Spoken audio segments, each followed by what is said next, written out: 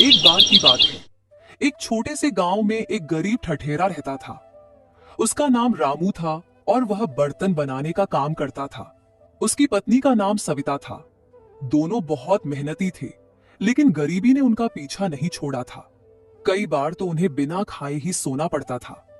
एक रात जब दोनों बिना खाना खाए सोने की तैयारी कर रहे थे, सविता ने उदासी भरे स्वर में कहा, कभी कभी मुझे लगता है कि क्या हम जिंदगी भर ऐसे ही गरीबी में जीते रहेंगे?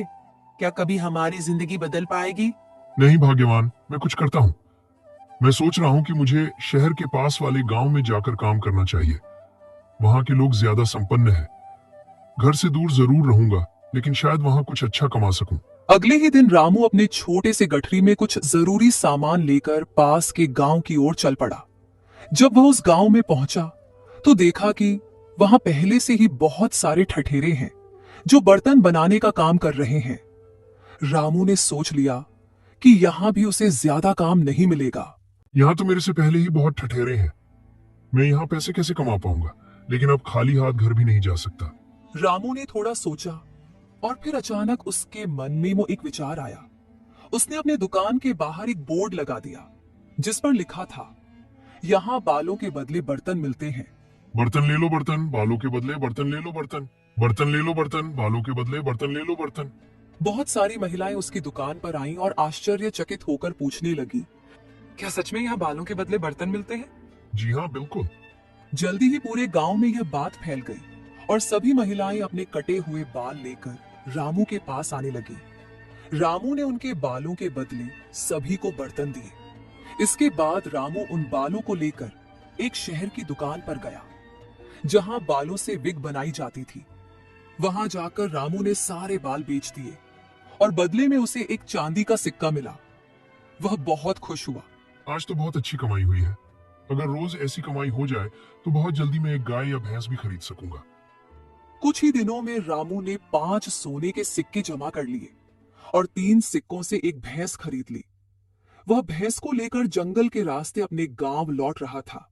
तभी रास्ते में कुछ डाकुओं से उसका सामना हो गया। डाकू देखकर रामू थोड़ा घबरा गया। हे भगवान, अगर इन डाकुओं को पता चल गया कि मेरे पास 2 सोने के सिक्के हैं तो ये मुझे लूट लेंगे। हे प्रभु, मेरी रक्षा करो। लेकिन जल्द ही उसके दिमाग में एक चालाकी भरा विचार आया। उसने जल्दी से बाल्टी निकाली और भैंस का दूध निकालने लगा। दूध में एक सोने का सिक्का डाल दिया। जैसे ही डाकुओं ने रामू को देखा, वे उसके पास आए और बोले, अरे सुन, जो भी तेरे पास है सब कुछ हमें दे दे। नहीं डाकू भाई, मैं तो बहुत गरीब आदमी हूँ। जैसे तैसे अपना गुजारा करता हूँ। मेरे पास कुछ नहीं है। ये कहते कहते उसने जानबूझकर दूध की बाल्टी गिरा दी।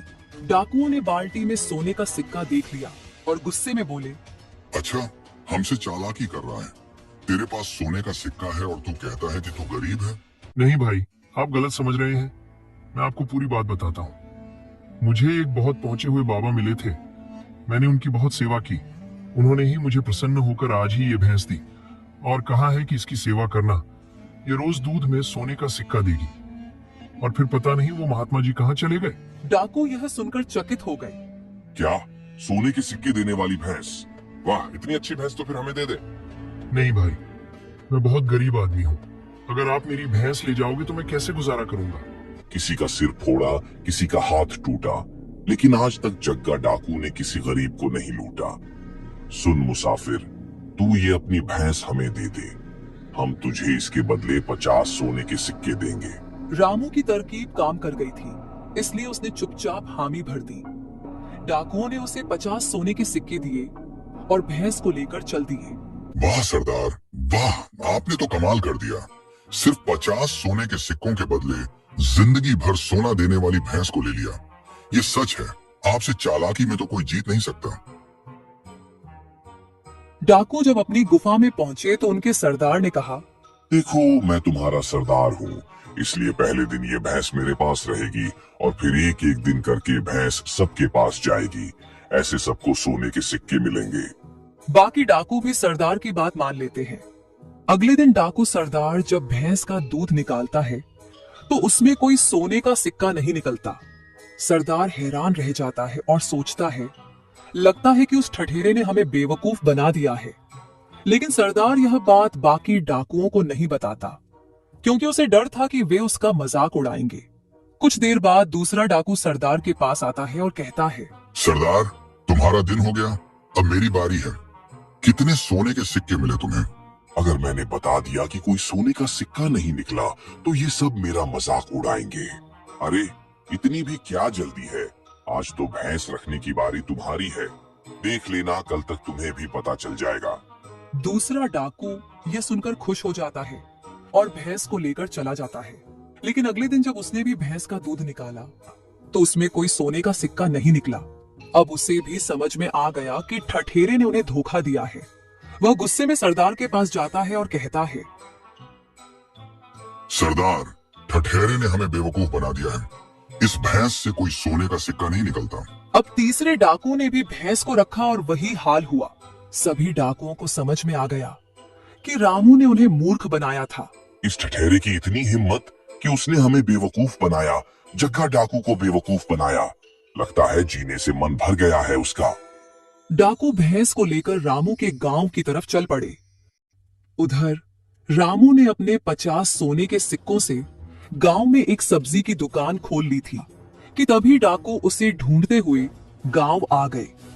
रामू दूर से ही डाकुओं को देख लेता है और जल्दी से घर पहुंचकर अपनी पत्नी सीता को समझा देता है। देखो, कुछ डाकू मुझे ढूंढते हुए आ रहे हैं, तुम बस वही कहना जो मैं तुमसे कहूँ। और घर के पास ही एक पेड़ के पीछे छिप जाता है।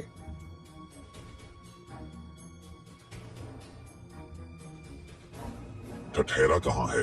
वह दुकान पर गए हैं। मैं अभी अपनी चिड़िया को भेजती हूँ, वह उन्हें बुला लाएगी। तब तक आप लोग बैठकर आराम करिए। जाओ मेरी प्यारी चिड़िया, अपने मालिक को बुला लाओ। यह सुनकर डाकू हैरान हो गए। उनमें से एक ने आश्चर्य से पूछा, क्या सच में यह चिड़िया अपने मालिक को बुला लाएगी? हाँ, ये बहुत समझदार चिड़िया है। जब भी मेरे पति बाहर जाते हैं और मुझे उनसे कुछ कहना होता है तो मैं इस चिड़िया को भेज देती हूँ। ये तुरंत जाकर उन्हें सब कुछ बता देती है। डाकू सोचने लगे कि यह चमत्कारी चिड़िया कितनी खास होगी। तभी रामू पेड़ के पीछे से निकलकर वहां आ गया और हंसते हुए बोला, अरे डाकू भाइयों, आप यहाँ आए हो। चिड़िया ने मुझे बताया कि कुछ लोग मुझसे मिलने आए हैं। ठठेरे, तूने हमें बेवकूफ बनाया। तूने हमें जो भैंस दी थी उसने एक भी सोने का सिक्का नहीं दिया। अरे भाई, मैंने तो वही कहा था जो उस महात्मा ने मुझे बताया था। उन्होंने कहा था कि भैंस की खूब सेवा और प्यार करना, तभी वह सोने का सिक्का देगी। क्या तुमने भैंस की सेवा की? अरे हाँ, हमने तो बस सोने के सिक्के के चक्कर में इसका दूध निकाला, लेकिन इसकी कोई सेवा नहीं की। सरदार ने ठठेरे की बात मानी और कहा, ठीक है, ये भैंस तो तुम ही रखो और तुम ही इसकी सेवा करो, लेकिन हमें तुम्हारी चिड़िया चाहिए। नहीं मालिक, ये चिड़िया हमारे परिवार का हिस्सा है, इसे मैं नहीं दे सकता। अगर तुम हमें यह चिड़िया दे दो तो हम तुम्हें इसके बदले 20 सोने के सिक्के और देंगे, और अगर नहीं दी तो इसका अंजाम बहुत बुरा होगा। रामू ने घबराते हुए बिना ज्यादा सोचे हामी भर दी और 20 सोने के सिक्कों के बदले डाकुओं को अपनी चिड़िया दे दी। डाकू चिड़िया लेकर खुशी खुशी वापस अपने अड्डे पर चले गए। डाकुओं का सरदार चिड़िया को पकड़कर अपने घर ले जाता है। डाकू बहुत खुश होते हैं कि उन्हें एक तेज और बोलने वाली चिड़िया मिल गई है। सरदार अपने बेटे से कहता है, बेटा, मैं बाहर जा रहा हूँ। अगर तुम्हें कोई जरूरत हो या मुझसे कोई काम हो तो तुम इस टोनी चिड़िया से कह देना, ये मुझे जाकर संदेशा दे देगी। जी पिताजी। सरदार डाकू के चले जाने के बाद कोई व्यक्ति आता है और सरदार से मिलने की बात करता है। तब डाकू का बेटा चिड़िया से कहता है, जाओ, जाकर पिताजी को संदेश दो कि उनसे कोई मिलने आया है। चिड़िया उड़कर चली जाती है, लेकिन उड़कर फिर से ठठेरे के घर ही पहुंच जाती है। शाम को जब डाकू घर लौटता है तो उसे पता चलता है कि चिड़िया कहीं उड़ गई है। वह तुरंत समझ जाता है कि चिड़िया कहाँ जा सकती है। डाकू फौरन ठठेरे के घर जाता है और देखता है कि चिड़िया वहीं पर थी। तब डाकू गुस्से में पूछता है, ये चिड़िया तुम्हारे पास क्यों आ गई? माफ करना डाकू भाई, हमने इसे अपने परिवार के सदस्य की तरह पाला है। इसका हमसे बहुत गहरा प्यार है। धीरे धीरे ये आपको भी अपना मालिक मान लेगी, लेकिन इसमें थोड़ा समय लगेगा। इस बार ये मेरे पास आ गई, अगली बार नहीं आएगी। डाकू फिर से चिड़िया को लेकर चला जाता है, लेकिन अब जब भी चिड़िया को मौका मिलता है वह उड़कर बार बार ठठेरे के पास आ जाती है। इससे डाकू की समझ में आ जाता है कि ठठेरे ने फिर से उसे बेवकूफ बनाया है वह गुस्से में आ जाता है। इस ठठेरे को मजा चखाना ही पड़ेगा। इस बार हम इसे ऐसी सजा देंगे जो इसे जिंदगी भर याद रहेगी कि डाकुओं से पंगा लेने का क्या अंजाम होता है। डाकू गुस्से में रामू के घर पहुंच गए। रामू ने एक बार फिर उन्हें बेवकूफ बनाने की कोशिश की, पर इस बार डाकुओं ने उसकी एक भी बात नहीं सुनी। वे उसे पकड़कर एक बोरी में बंद कर लेते हैं और बोरी में भरकर अपने साथ जंगल की ओर चल पड़ते हैं। जंगल के रास्ते में एक डाकू ने थकावट भरी आवाज में कहा, सरदार, बहुत थक गया हूँ। लगता है रामू ने खूब खाया है, तभी तो इतना मोटा हो गया है। क्यों ना पास वाली गुफा में थोड़ी देर आराम कर ले। तुम सही कह रहे हो, मैं भी थक गया हूँ। चलो इसे यहीं छोड़ दो और गुफा में चलकर थोड़ी देर आराम करते हैं। डाकू रामू को उसी बोरी में छोड़कर गुफा की ओर चल दिए। उसी समय एक गांव वाला अपने भैंसों के साथ वहां से गुजर रहा था। जैसे ही रामू को भैंसों की आवाज सुनाई दी, वह बोरी के अंदर से चिल्लाने लगा, कोई मुझे बचाओ, कोई मुझे बचाओ, मैं इस बोरी के अंदर बंद हूँ। कोई मुझे बचाओ, कोई मुझे बचाओ, मैं इस बोरी के अंदर बंद हूँ। गांव वाले ने रामू की आवाज सुनी और तुरंत बोरी खोलकर रामू को बाहर निकाला और हैरानी से पूछने लगा, अरे भाई, तुम इस बोरी में कैसे चले गए? रामू ने उसे पूरी कहानी बताई कि कैसे डाकू उसे मारने के लिए ले जा रहे थे। फिर रामू ने गांव वाले को एक योजना बताई। वे दोनों मिलकर बोरी में पत्थर भर देते हैं और गांव वाला वहां से भागने की तैयारी करने लगता है। थोड़ी देर बाद डाकू गुफा से बाहर आकर बोरी को उठाते हैं। उन्हें अंदाजा नहीं होता कि रामू की जगह अब बोरी में पत्थर भरे हैं। डाकू बोरी को उठाकर एक दलदल में फेंक देते हैं और हंसते हुए कहते हैं, लो, ठठेरे का काम खत्म हुआ। आज तक इस दलदल से कोई बाहर नहीं निकला। डाकू खुशी खुशी वापस जाने लगे, लेकिन थोड़ी दूर चलते ही उन्हें रास्ते में फिर से रामू मिलता है। रामू को देखकर वे हैरान हो जाते हैं और चिल्लाते हैं, अरे, तुम्हें तो हमने दलदल में फेंक दिया था, फिर तुम यहाँ कैसे आए? अरे मालिक, आपकी वजह से मेरा जीवन बदल गया। जब मैं दलदल में डूबा तो मुझे नीचे महात्मा की गुफा मिली। वहां महात्मा तपस्या कर रहे थे। उन्होंने मुझे एक सोने का बर्तन दिया और कहा कि इस बर्तन से तुम जितने चाहो सोने के सिक्के निकाल सकते हो। ये कभी खत्म नहीं होगा। लेकिन दिक्कत यह है कि मैं तो दलदल से बाहर आ गया और वह बर्तन वहीं रह गया। इसलिए मैं इन भैंसों को लेकर जा रहा हूं ताकि उसे बाहर निकाल सकूं। डाकू यह सुनकर लालच में आ गए। सरदार ने कहा, लगता है तुम इतनी आसानी से नहीं मरोगे। तू उस बर्तन को भूल जा और हमें बता, वह बर्तन कहाँ है?